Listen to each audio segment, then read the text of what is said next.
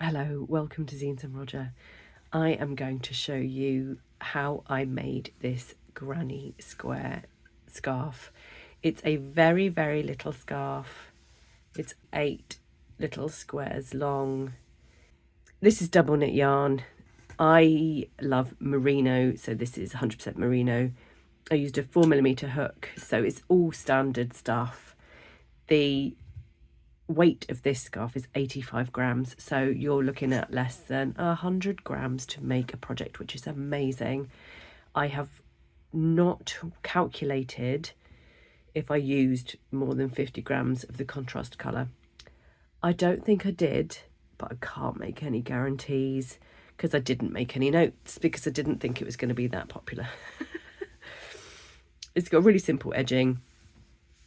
There's 8 contrast colours and then 1 main colour. I have used a join as you go technique to join them, but you don't have to if you want to. No, that's join as you go as well, silly woman. This one, I used mattress stitch to join them.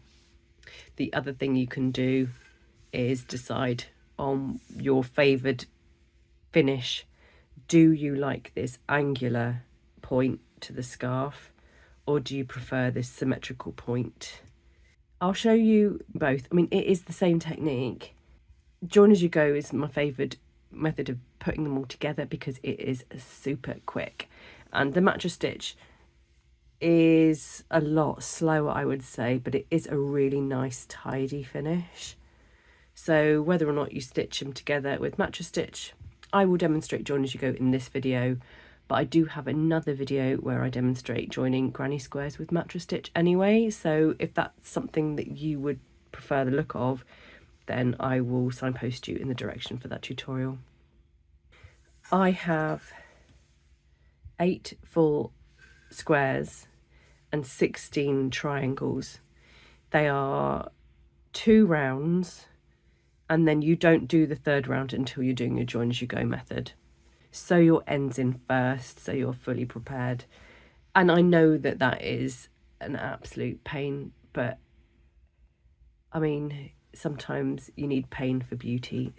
So it is only a diddy scarf, but there's nothing to say you can't make it longer, and I'm actually going to do that. I have 15 squares and then the corresponding triangles downstairs waiting to make a longer version. And then if you wanted to, you could just, for a wider scarf, add more rounds on. Such an easy project to adapt and change to whatever you want it to be. I love this red one as well. I even like this kind of like cow poo colour one. It's nice. And I did a small one. I incorporated these ties so that you can make a headscarf, and that's for double knit squares long, and that fits around my head, and I can tie it underneath as a headband, and I think that looks really nice too. And this one is a a nep yarn, and it's got loads of neps in it, and this is a Yarn Smith's merino. They're not all the same yarn. I think this is Drops Daisy, this is an unknown, and then this is Yarn Smith's, but you can use whatever stash you want. Let's get a slip knot.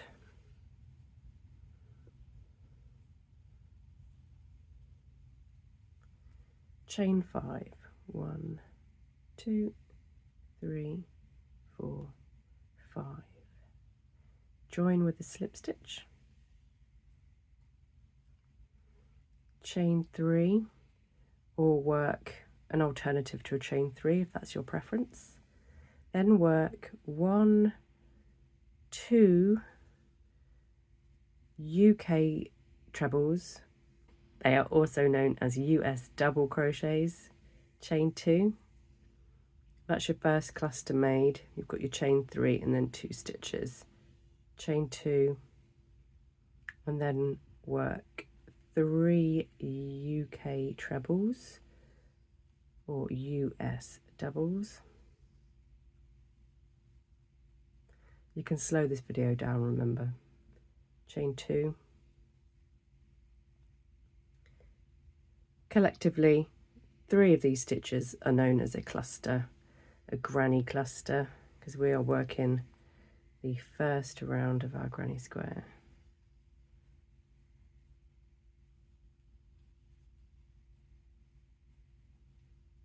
Chain 2, and then work our last cluster into the center of that 5 chain ring. 1, 2, 3, chain 2,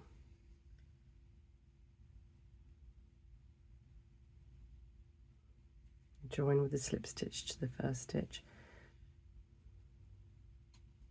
There are other ways of doing this as well, but this is like a really quick, simple way of doing it. That is the first round of the granny. Seeing as I ended in this corner, I like to alternate my corners where I join stuff. It stops the wonk of a granny square, and it's probably, it's negligible with a 2-rounder, but I still like to get in good habits. Let's do the very basic way. I don't actually normally do my granny squares this way. I normally do a standing start when I change colour, but because this is the easiest way, get a slip knot on your hook and then join it to the corner, chain 3. Yeah, I do have another way of doing it, but this is the easiest way.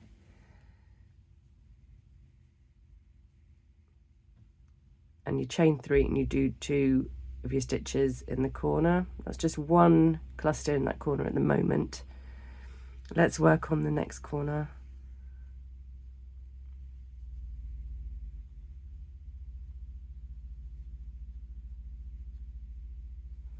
One cluster in that corner, chain 2, work your second cluster in the same space.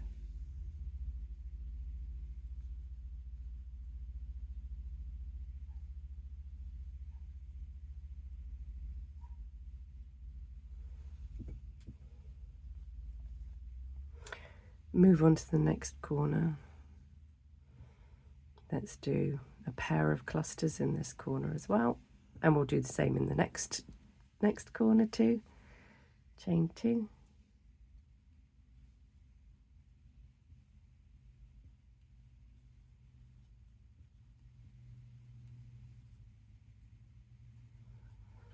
For this pattern, I don't bother chaining between the clusters. Life's too short. Although there are times when a chain 1 between clusters is important, but that's not one of these times. We've reached the first corner again, so we're just going to finish off that by doing 1 cluster. 1 cluster to pair with the one that we started with. So now he's got a buddy. Chain 2.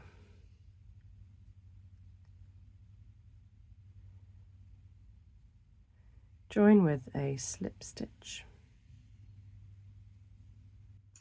Cut that yarn, give yourself enough yarn so that you can sew in your ends. Because I'm a lazy person and want to get stuff done quickly as well, I sew, where possible, I sew 2 ends in at a time. Just by shoving it in anywhere it wants to go on the wrong side of the square.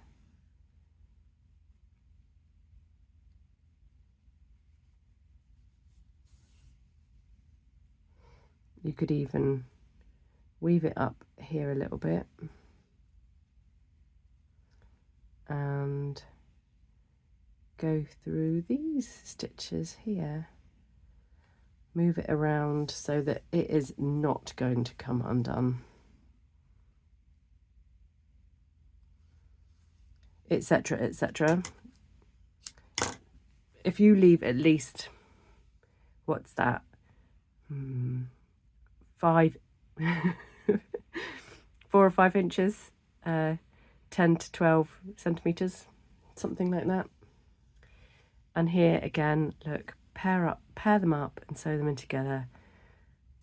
And the other thing as well is to just like ease it out so that your sewing in stitches don't twist and warp the square that you've just lovingly made. And also the other thing as well is, like, if you're doing big chunks of sewing in ends like this, make sure the needle doesn't show on the front, on the right side, because otherwise that will ruin your work. There you go, there's a granny square, 2 round granny squares. Make at least 8 of them with the double knit yarn. You'll probably want more. If you're using 4-ply, add another 1 or 2 as well, just to get the right length, otherwise it's not going to go around your neck.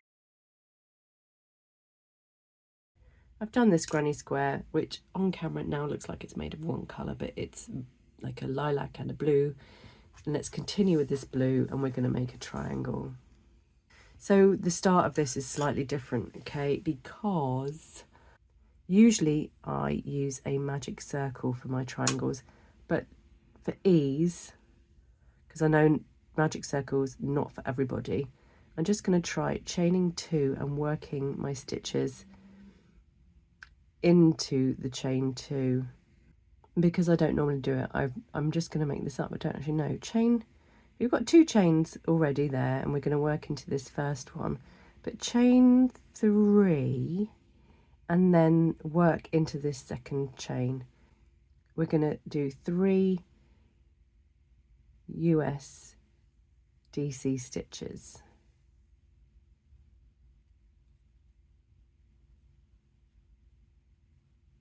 Chain 2 and then work 4 US DC stitches, remembering that a DC in US terms is a treble in UK terms for some reason. I use both, sometimes interchangeably when I shouldn't, but what the hey. I don't like that circle though. You should now have the chain 3, 1, 2, 3 stitches. So they are now 4 stitches that side, 4 stitches this side. Fasten off, tie off the yarn.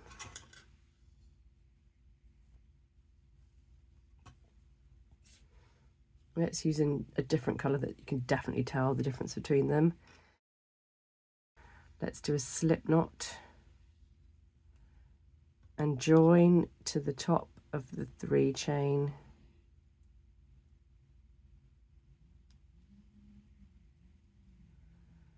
I like to slip stitch it on to anchor it. 1, 2, 3, chain 3, then 3 US DC stitches into the same space.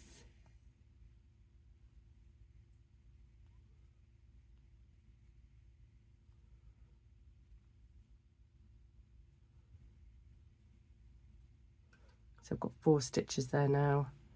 Then 3 stitches here in this center chain space, 3 stitches, chain 2, 3 stitches. Oh, hello, red ball of wool. In the last stitch, work 4 stitches. 4 US DC, UK treble. 1, 2, 3, 4, cut yarn, pull through, and sew in your ends. These 2 we can do together because they live roughly near each other.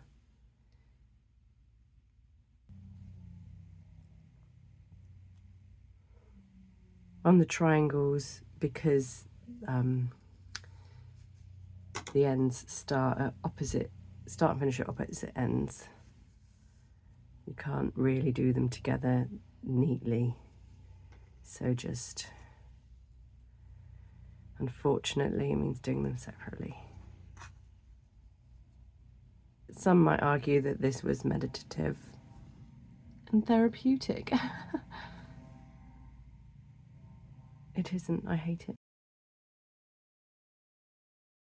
We're going to do join as you go, and we're going to join it in this formation where we've got this angled point, but you can, if you want, join it with this symmetrical point if you want, either or, it doesn't matter.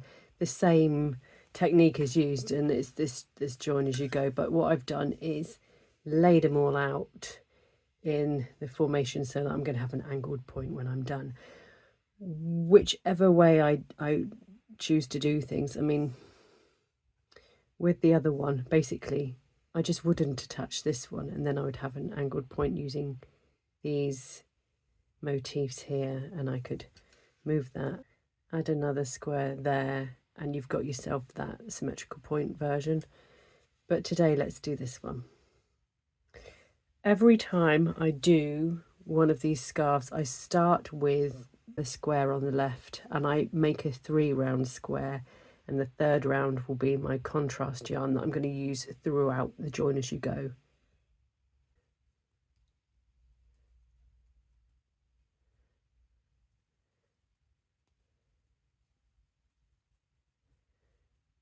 So I'm just adding my 3rd round, as you can see, and it's just a granny, so I'm not slowing this down for you. Apologies if you are an absolute beginner.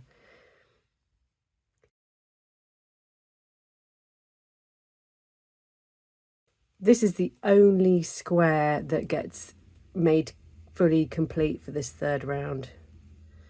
Do your hairs ever get caught in there? Of course they do. I know they do.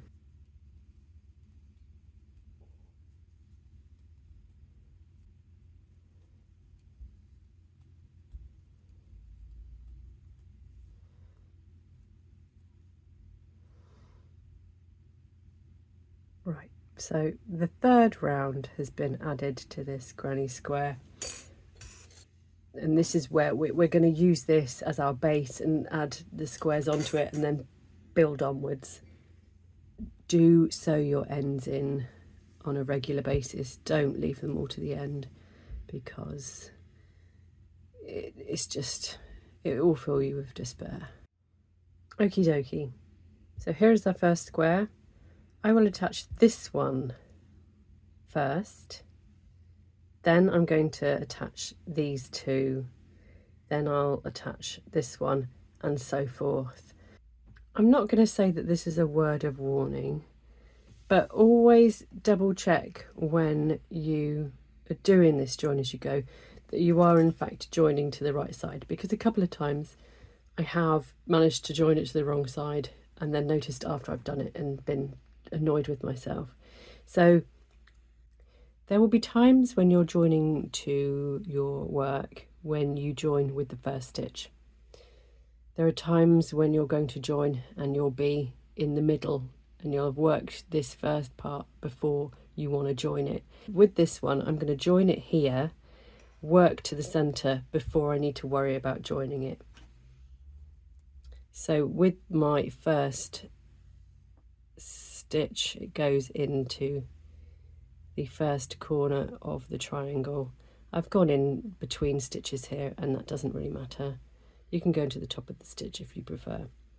So there's 4 stitches in the first stitch, and that is in line with all of these outer clusters being 4 stitches. So we've got four stitches in the first stitch, a cluster of 3 in the next space,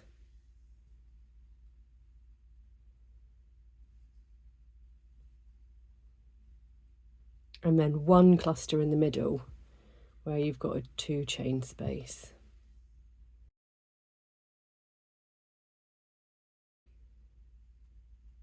Okay, this is where the party starts. What we're going to do is pick up the square in the very corner chain space, shove your hook, pull it through to slip stitch, and there's your immediate first join. Then we complete the next cluster in the corner of the triangle, and you begin to incorporate both, marry them together in a little yarny wedding ceremony. Slip stitch into the next space. So we've gone from here, I'll undo it and show you again.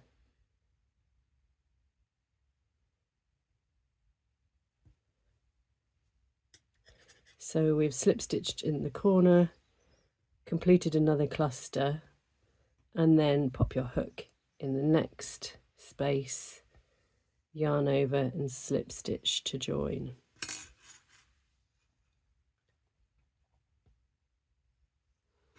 And then another cluster in the next space.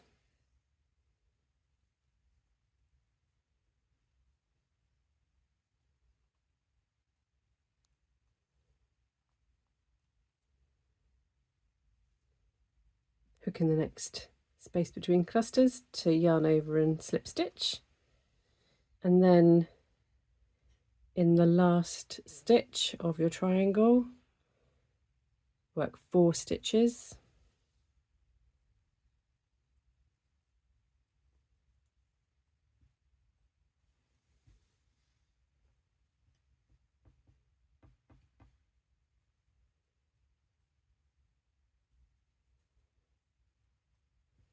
So the triangle is complete, and then join to the next corner here with a slip stitch, and you're done with that join. You can snip it and finish.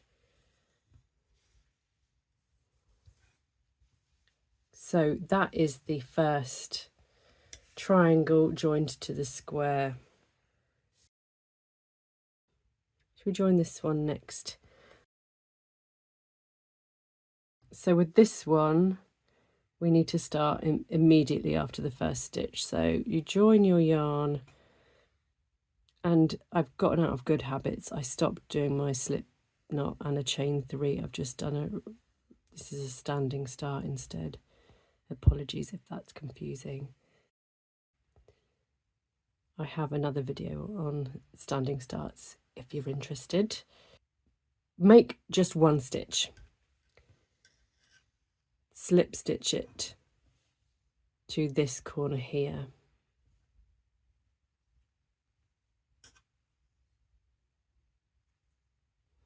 Then finish off in the same space with 3 more stitches to get your total of 4 in that corner.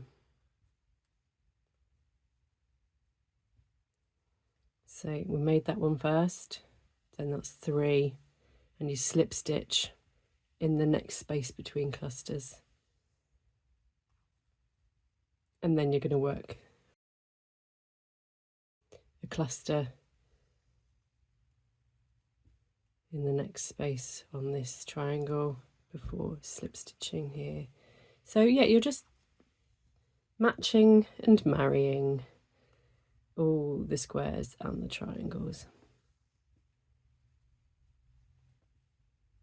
So we've worked to the corner, so we're going to insert the hook, slip stitch through, and then we're not quite finished because we need to work down the second side of the triangle. So chain 1,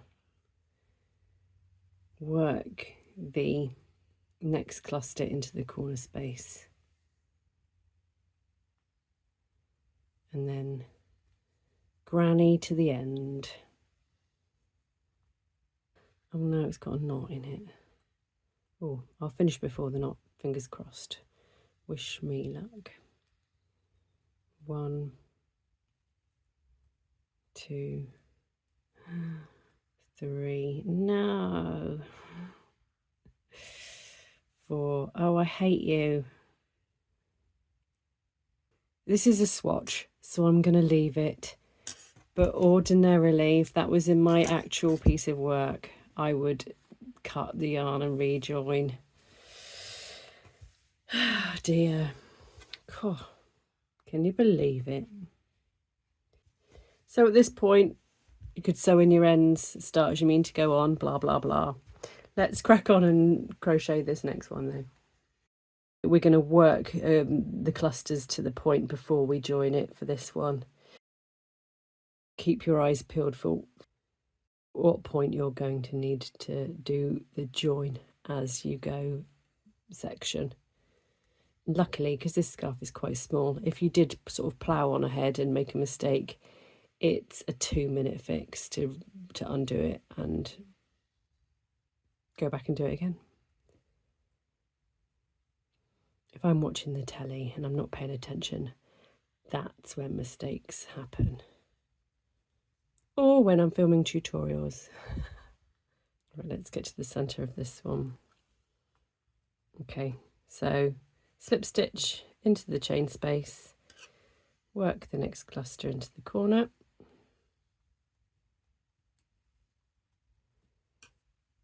Oh, and then remember to slip stitch to join. See how easy it is.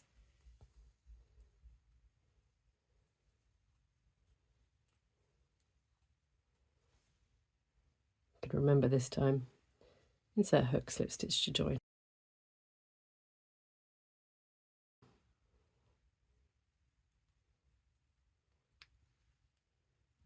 I'll show you the square bit next, and then once you've got that, you've got all the tools to do the join as you go section.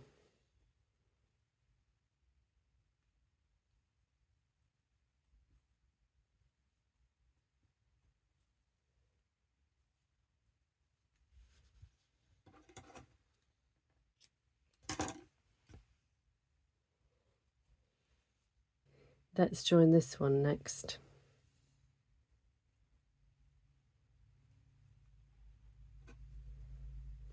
So I am going to complete 2 sides of this square before the join as you go.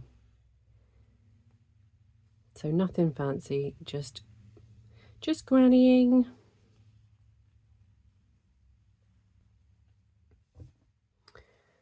Two sides of the granny complete into the first stitch of this space here. Let's join. Get the end out of the way.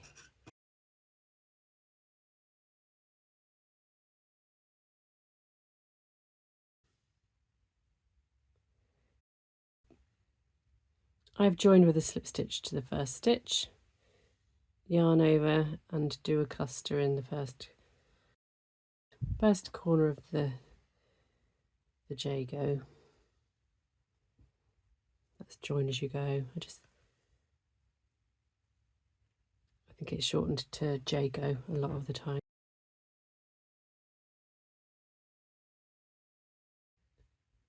Hook goes into space between clusters, slip stitch to join,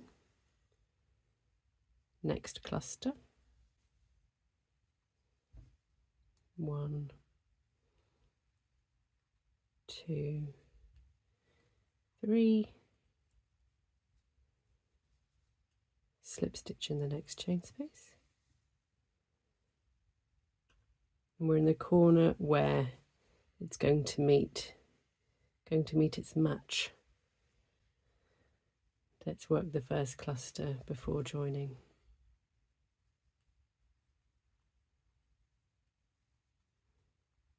Okay, 1 slip stitch in this corner, and then its next door neighbour gets a slip stitch as well.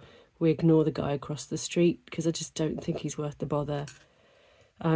So you go into the first corner of that triangle granny with a slip stitch, and then into the corresponding triangle on the other side to slip stitch and join. And then you complete this corner of this granny square here with 3 more stitches.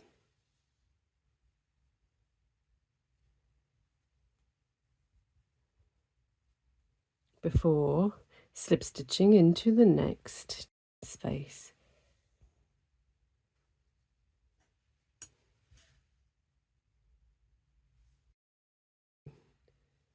The rest is as we've already covered. You're just grannying and slip stitching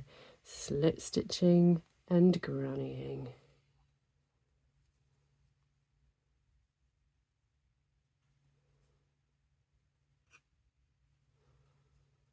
And this way you can make as many squares as you like and just keep on going until you run out of yarn.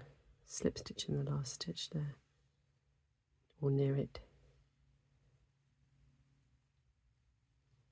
And then to finish off this square, chain 2, join to the first stitch of the square with a slip stitch, and then snip, snippety snip.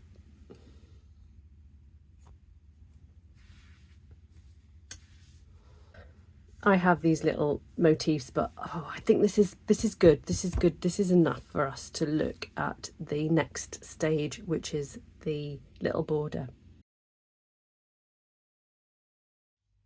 Rather than the swatch that I was working on, which I'll jump back to in a moment, this is actually the long version of the scarf that I'm making, and I'm just working on round 1 of the border.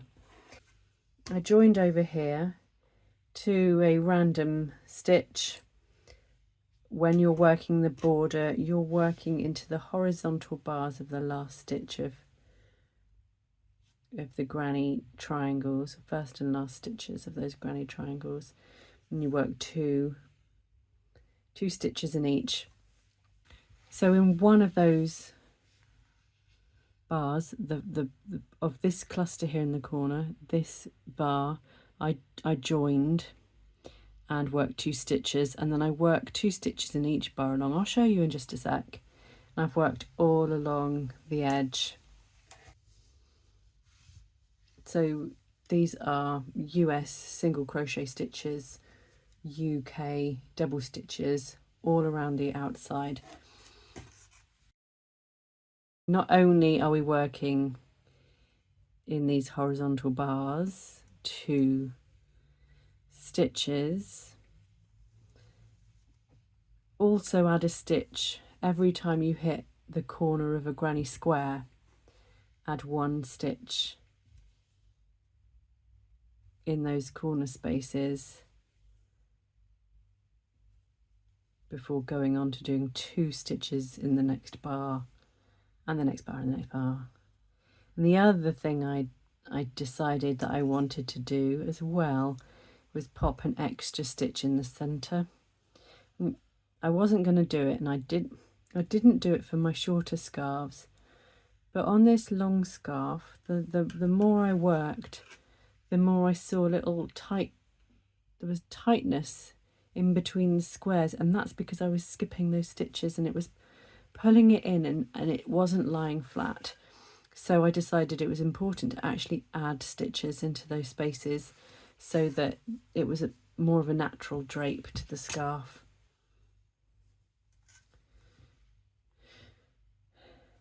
So I've added a stitch in that center join as well, and then I'll put 2 stitches in the next stitch bar, and so on and so forth.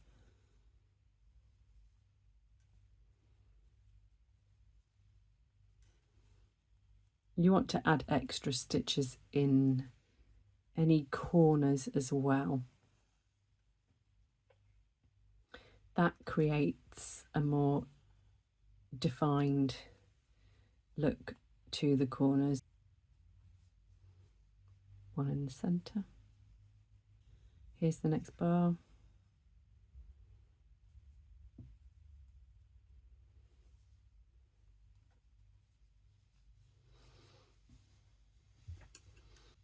At this point, I'm moving from a straight line, and then I want to turn a corner to work down this angle. And because this is a corner here, I'm going to work 2 stitches rather than 1.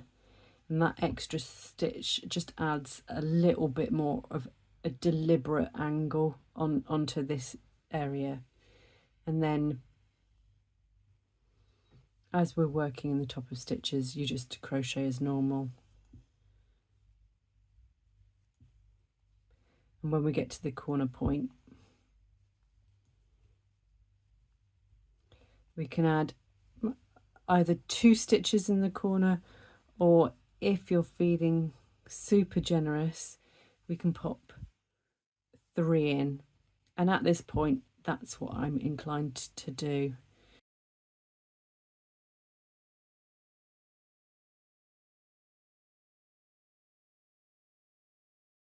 Will create a better pointy bit. And you can do that if your scarf has this point rather than the symmetrical point. Add 3 stitches in this space. Go with the flow and do what feels and looks right.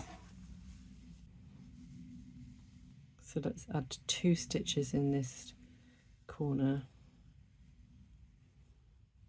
and then carry on with the 2 stitches around the ends of the bars there. And I'm nearly back full circle at my stitch marker. So here is my stitch marker. So I'm back at the beginning. I have 1 and 2 stitches around this bar. So I'm now at a point where I'm going to slip stitch to join.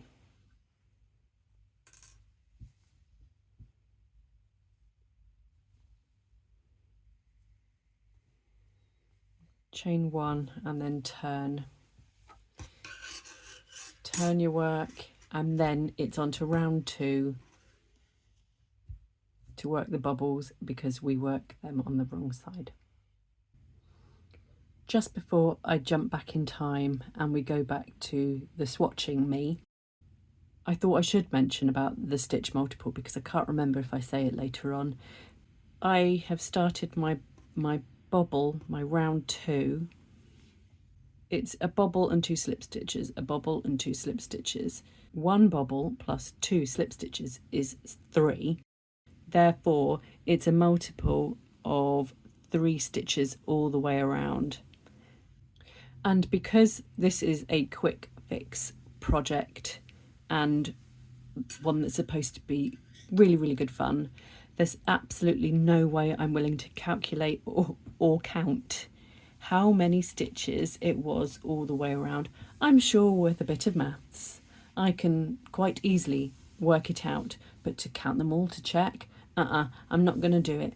I'm going to literally bobble my way around, and when I get back to the beginning, should I be a stitch or 2 out, I am not going to worry about it. Either there'll be a bobble sitting a bit closer to this bobble, or it'll sit a bit further away. If the crochet gods are on my side, then it will sit perfectly equidistant, same as all the others. But if that doesn't happen, it is not the end of the world. It doesn't matter. Ready for the bubbles? Okay. Yarn over, insert your hook into the first stitch, yarn over and pull through. Chain 1, yarn over, insert your hook back into the same stitch, yarn over and pull through. You have 1, 2, 3, 4, 5 loops on your hook. Yarn over, pull through all of them. Slip stitch in the next stitch and in the next stitch after that. So I've done 1 bubble, 2 slip stitches, next bubble, yarn over, insert the hook, yarn over, pull through, chain 1, yarn over, insert the hook back into the stitch, yarn over, pull through, 5 loops on your hook, yarn over, pull through all of them. When you're doing it in slow motion, it's really difficult. It's easier to do it faster. Slip stitch in the next stitch and the one after it.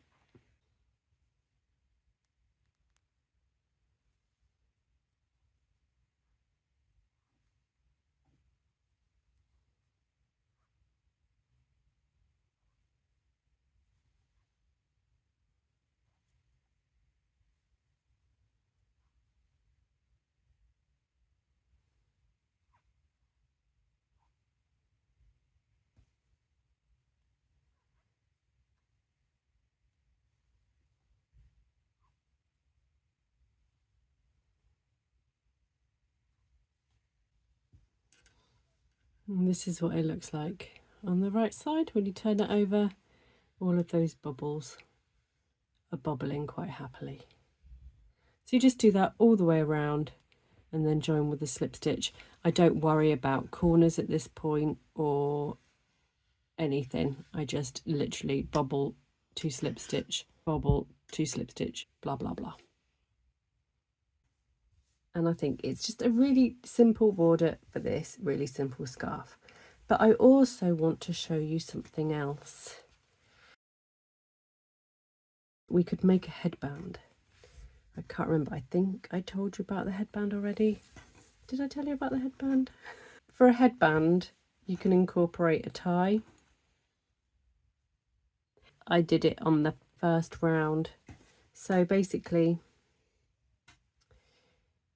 as you do your single crochets all around the edge, when you get to the end, work a stitch into the corner, and this is your long scarf. You chain 51.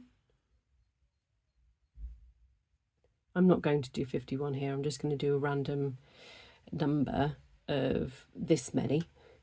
And then when you've got about 50, 51, or however many you want, work from the second chain from the hook, back bump, not the front of the chain, not in just one loop at the front, but the back bump. So the anatomy of a chain is that this is the top of your crochet chains, and then when you turn them over you have these bumps, and we work into those because it looks much tidier. If you work into the front loop, one of the front loops, it's a bit scraggly and untidy. So in the second back bump from your hook, insert your hook and work single crochet stitches along, and that creates your tie.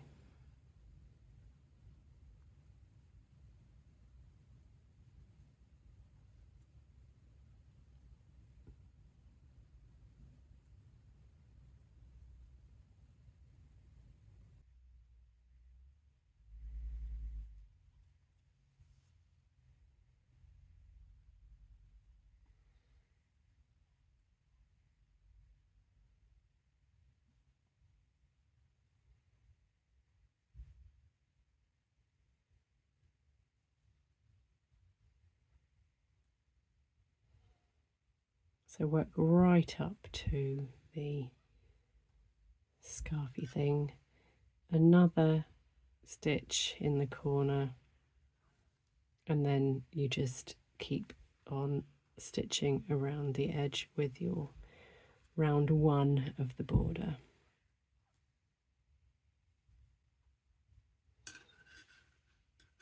Let's say you've gone round and completed it all and you're working on the wrong side with your bubbles. Let's do a couple.